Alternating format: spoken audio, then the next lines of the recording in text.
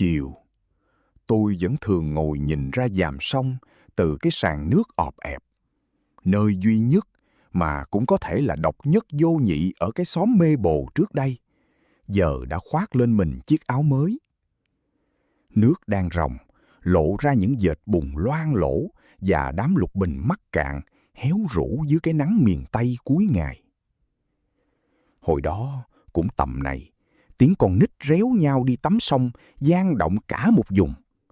Tụi nó nhảy tỏm xuống dòng nước đục ngầu phù sa nhưng mát rượi.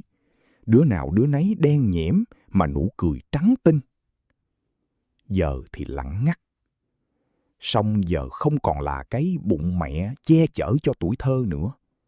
Người ta đổ bê tông làm bờ kè. Những nhà máy phía trên thượng nguồn xả xuống thứ nước mùi hóa chất hăng hắc. Cây bần, cây trang rụng lá dần rồi chết đứng, như những chứng nhân già nua bị bỏ rơi giữa thời cuộc. Miền Tây quê tôi đổi mới. Nhà tường mọc lên san sát, tiếng máy nổ chát chúa của những chiếc tắc ráng chạy xé nước thay cho tiếng khua dầm rón rén của những chiếc xuồng ba lá. Người ta giàu lên, đường xá tráng nhựa láng bóng.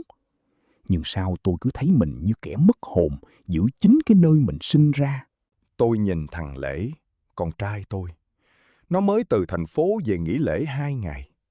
Ngồi đó, ngay trên bộ dáng gõ mà ngày xưa cha tôi phải dành dụm mấy mùa lúa mới sắm được.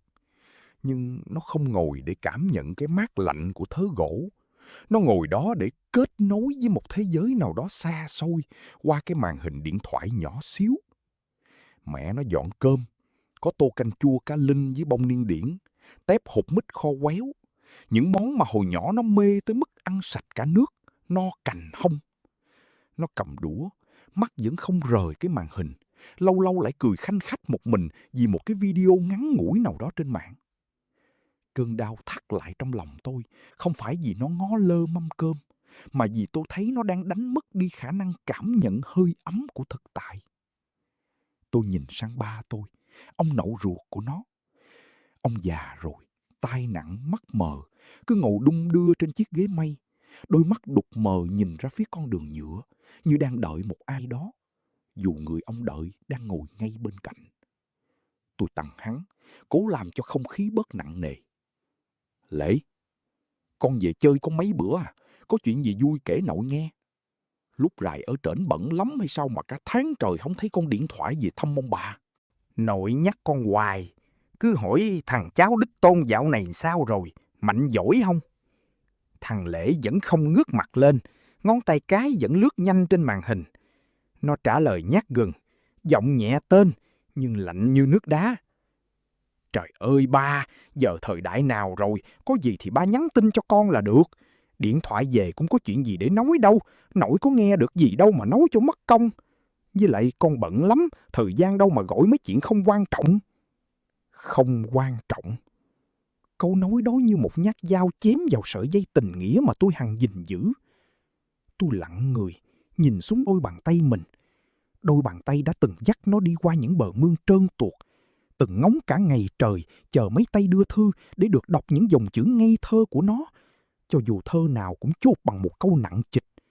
Xa quê con nhớ mẹ hiền, nói ba riết riết gửi tiền cho con. Hóa ra, trong thế giới hiện đại của tụi nó, việc kết nối với hàng ngàn người lạ trên mạng thì dễ, nhưng để dành ra 3 phút nghe giọng nói run rẩy của người già lại là mất công. Tụi nó có thể biết tin tức tận bên kia thế giới chỉ sau một cú chạm, nhưng lại chẳng hề biết rằng mái tóc của ông nội đã rụng sạch, hay cái lưng của cha nó đã còng xuống gần với mặt đất hơn. Và rồi cái gì đến cũng đến. Cái ngày mà những dính líu đến quá khứ đã nhẹ nhàng buông tay tôi mà đi vào cõi vĩnh hằng. Ba tôi đi giữa một chiều nước nổi. Lúc tôi gọi điện báo tin, giọng thằng Lễ vẫn đều đều, vô cảm như giọng chỉ Google chỉ đường. Vậy hả ba? Để con sắp xếp xin cơ quan cho con nghỉ phép thử coi sao. Chứ đợt này dự án đang chạy, không biết có về được không nữa. Cũng may nó kịp về. Nó đốt nhang cho nội, mà mắt vẫn liếc vào cái đồng hồ thông minh, rồi lén ra sau hè nghe điện thoại bàn công chuyện làm ăn. Nó không khóc lấy một giọt. Hình như cái màn hình điện thoại đã hút cạn nước mắt và cả sự thấu cảm của nó từ lâu rồi. 10 mấy năm sau, bánh xe thời gian lăn qua, thằng Lễ giờ đã là một ông trung niên thành đạt, tóc cũng đã lốm đốm bạc. Nó cũng đã có con, thằng Nghĩa, đứa con mà nó đặt tên với hy vọng về sự hiếu nghĩa, cái đứa mà nó dồn hết tiền bạc cho đi học trường quốc tế, sắm cho những thứ máy móc hiện đại nhất để bằng người ta. Một buổi chiều, con trai tôi ngồi một mình bên mâm cơm thịnh soạn ở thành phố. Nhìn thằng con trai nó đang đeo tai nghe, mắt dán chặt vào máy tính chơi game. Nó bỗng thấy thèm một tiếng nói, thèm một câu hỏi thăm y hệt như tôi ngày xưa. Nó rướn người, vỗ vai con, giọng có chút cầu khẩn. Nghĩa nè, cuối tuần này ba tính đưa con về quê thăm mộ ông bà. Sẵn dịp hít thở không khí quê cho khỏe người, nghe con. Thằng Nghĩa chẳng buồn tháo tai nghe. Nó hất tay cha nó ra một cách phũ phàng. Mắt vẫn dán chặt vô màn hình đang nhảy múa những hình ảnh bạo lực. Thôi ba ơi, ba rảnh quá à. Về đó mũi cắn, mạng thì yếu xìu. Có gì vui đâu mà về cho mất công. Với lại, con đang lên lịch cùng đoàn trường đi thiện nguyện giúp người già neo đơn rồi. Chuyện đó quan trọng gì đâu ba. Hai cụm từ đó dội lại vào tai thằng Lễ, sắc lẹm và đau đớn gấp 10 lần những gì nó đã từng nói với tôi. Nó sững sờ, nhìn vào đôi bàn tay trắng trẻo như cô độc của mình. Nó đã cho con nó tất cả, tiền bạc, sự hiện đại, những chuyến du lịch đắt đỏ. Nhưng nó lại quên dạy con cách nhìn vào mắt một người cha. Cái tên Nghĩa mà nó đặt cho con, giờ đây nghe sao mà xót xa đến lạ. Nó chợt nhớ về dàm sông cũ, nhớ về tiếng thở dài của tôi trên cái sàn nước năm nào. Nó nhận ra có những thứ khi mất đi rồi, giàu sang hay tiện nghi cũng không thể mua lại được. Cuộc sống hiện đại cho con người quá nhiều, nhưng lại âm thầm lấy mất những phút giây gần gũi thiêng liêng giữa người với người. Con nước ròng rồi sẽ lớn, nhưng phù sa đã bị chặn lại bởi những bức tường bê tông.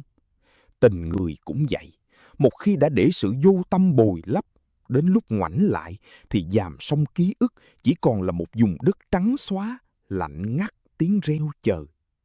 Khi ta có con, ta sẽ biết cha mẹ thương con của họ như thế nào.